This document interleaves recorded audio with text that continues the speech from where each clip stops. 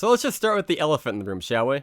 Armie Hammer is in no way a good person, from what I've read about him, from what I've seen in the stories. Granted, I don't know him personally, and maybe it's not true, maybe it is. I kind of don't care. But if we can put that aside, and just remember that this is a movie that is made up of easily 2,000 plus people who worked really hard to give you a really good cinematic experience, we should remember that this shouldn't be spoiled by one, or possibly two, rotten apples. This is revealing a lot. With that said, I'm going to judge this movie completely objectively as a film. I'm sure this movie is going to be very underrated, but it shouldn't be. Because, to be honest, guys, this movie was a lot of fun. But before we begin, be sure to give the video a thumbs up and subscribe. Turn that bell on if you want early movie reviews just like this. We do them every single week. We just passed 6,000. We're on our way to 10. Really do appreciate it. And without any further ado, let's talk about it. Death on the Nile. So Death on the Nile is the sequel to the 2017 adaptation Murder on the Orient Express. The entire movie is held up as a love letter by Kenneth Branagh. He is the shining light in this franchise. You could tell, not only does he star in it as the world's greatest detective, Detective Poirot, but he is also the director. I really enjoyed Murder on the Orient Express, even though that also seems to have a little bit of controversy behind it. Man, look, I'm just gonna put it out there. Maybe, before we all start putting our noses up at Kenneth Branagh for, essentially rubbing elbows with people that are questionable at best, maybe we should just take this into account, yeah? In these movies, you have about 10 characters, usually. Characters that are very sus, and, sometimes you get actors who happen to be also a little bit questionable, and because let's face it, actors, not all of them are great actors. Some of them are actually just as rotten as the characters they play. Kevin Spacey. But beyond that, we're going to be talking about Death on the Nile. Look, guys, I really enjoyed this film. I thought it was a lot of fun. I thought it's a good whodunit murder mystery, and it's a beautiful film, shot on 65mm. When you watch it in IMAX, you're going to see those bright, bright colors, and it's just a movie I just want to hang out in. No cell phones, no texting, just a bunch of interesting characters living their best lives amongst beautiful landscapes. That is, of course, until, murder, and it becomes a fully fledged whodunit story, to which I am all for. It is a genre that we get far too little of these days.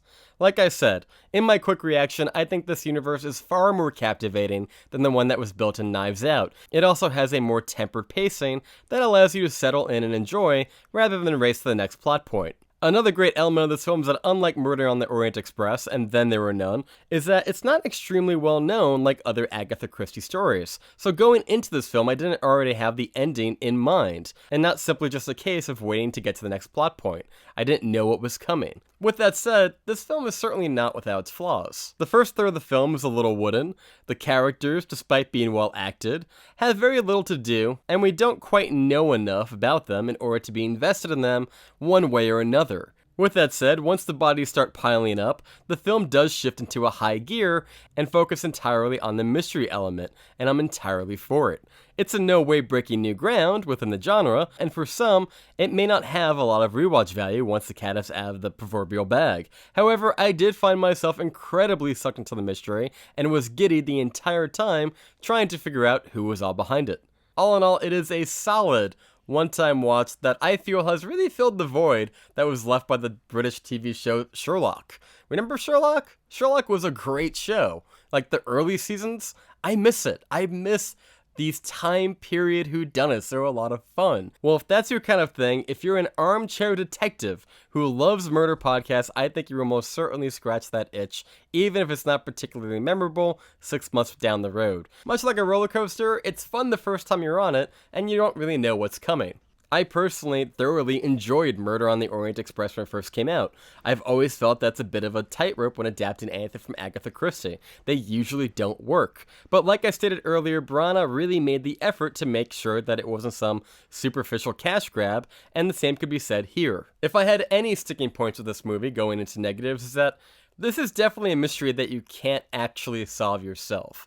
It's enjoyable to watch, don't get me wrong, but if you're thinking that you can possibly catch up, they're not giving you all the necessary clues per se. Exposition and clues are thrown at you pretty rapidly, and we don't see all of the things that the great detective does. We more or less just marvel when we hear him describe his deductions in the grand finale. Also, it's pretty great seeing Russell Brand in a film again.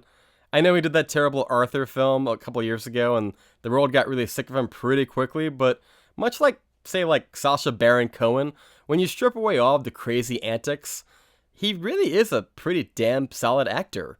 It's also great seeing Rose Leslie again in something as well, who you might better know as the girlfriend of Jon Snow. I think one of the charms of this franchise is that it can always be kept fresh by replacing the entire cast of suspects. Brana is always going to be the best part of these films, but you can always do new and exciting things in the future installments without being tied to the parts of the previous chapters that didn't quite work. When asked if Brana would return for future installments, he said that he would absolutely be interested.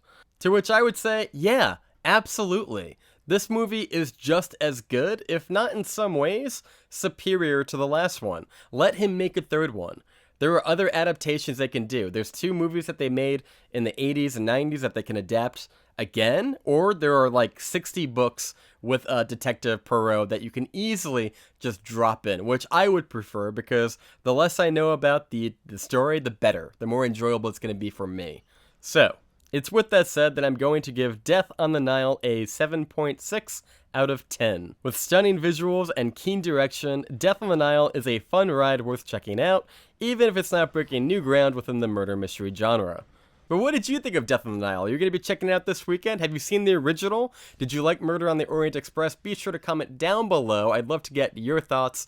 And until next time, guys, thank you so much for watching. I have been John here on Burns Reviews. We've got some other reviews coming down the pipeline. I just got emails that I'm going to be getting early press screenings for Uncharted. Batman is going to be next. Cursed is another one. So be sure to ring that bell, and we will see you next time.